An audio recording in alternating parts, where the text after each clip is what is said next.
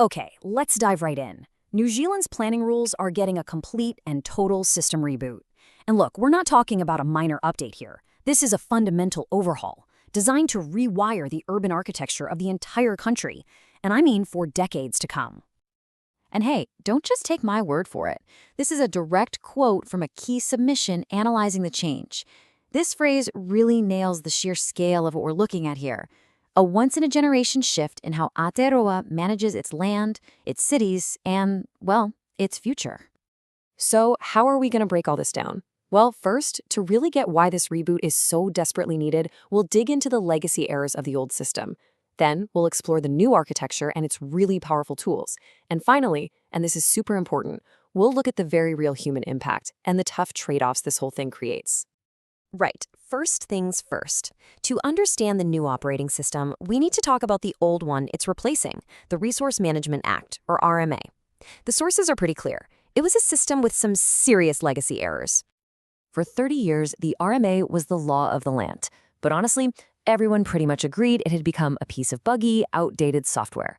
The main submission we're looking at calls it slow, overly complex, and paralyzing, making it notoriously difficult and expensive to build, well, anything, from a simple home renovation to critical national infrastructure. And if you want a number that just perfectly sums up the chaos, get this. Under the old system, there were over 1,175 different fragmented local planning zones, a different rulebook for every few kilometers. Just let that sink in. And here's a picture of what that chaos actually looked like. On the left, you see the old way, a tangled, bespoke, and reactive mess. It's what the sources called a postcode lottery for development, which created total uncertainty, massive friction, and just endless delays for pretty much everyone involved. Okay, so that was the broken code. Now let's talk about the fix. The Aotearoa Planning Bill is being presented as the solution, a complete system reboot.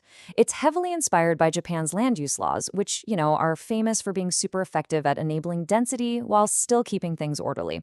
The whole thing is designed to replace decades of fragmentation with a clear national codebase. And really, at the absolute core of this whole thing is a huge shift in philosophy.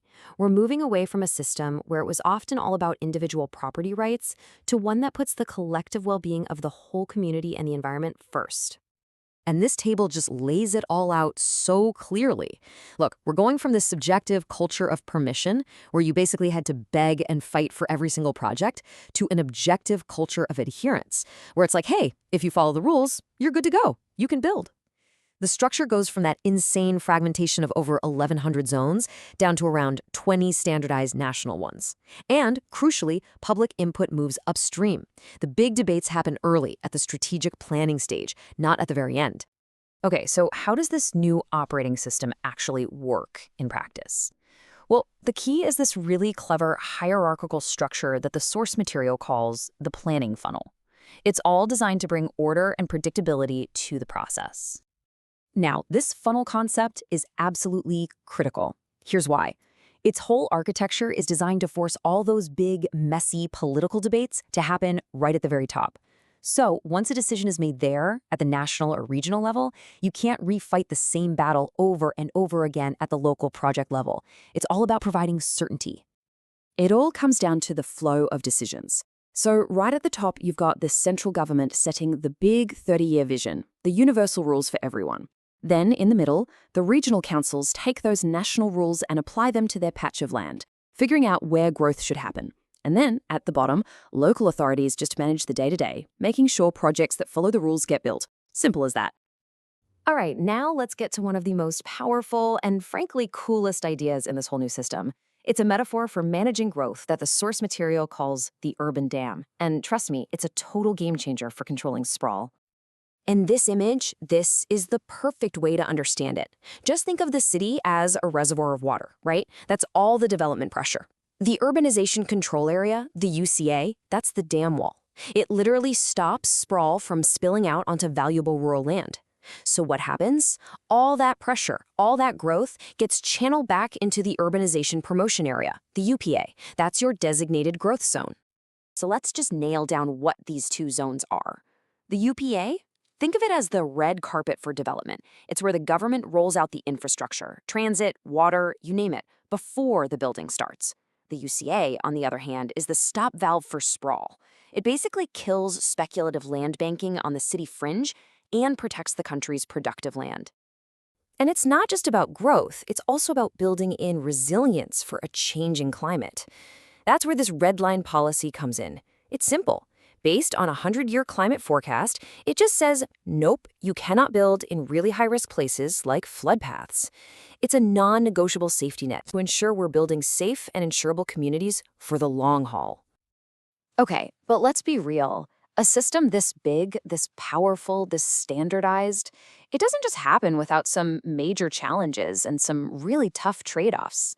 So now we have to look at the human side of this new machine. And this really gets to the heart of the debate, doesn't it? The system's greatest strength is its national efficiency, its standardization. But that's also where the tension is. What happens to local character, to local democracy, when you apply the same rulebook everywhere? And this is a huge warning flag that gets raised in this submission. The whole thing, this entire funnel, its success or failure, it all hinges on how well those rules at the top are written. If that high-level direction is vague or just poorly drafted, the submission warns that you could end up with even worse paralysis than the old system it's supposed to replace. And check out this quote, because it just perfectly illustrates one of the toughest human trade-offs. So what does that mean? It describes something called the newcomer principle. Basically, if a new apartment building goes up next to a noisy factory that's been there for years, the new residents don't get to complain about the noise. Instead, the developer of their building has to soundproof it. The problem gets solved with engineering, not with lawyers.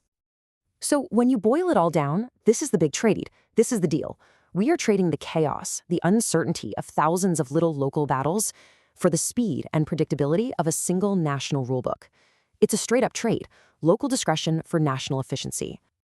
And that leaves us with this final, really thought-provoking question. You know, by engineering away all this conflict and standardizing our cities, we might get a highly functional machine, one that delivers housing and infrastructure like clockwork. But does that machine still feel like a home? That's the real tightrope this new system is going to have to walk.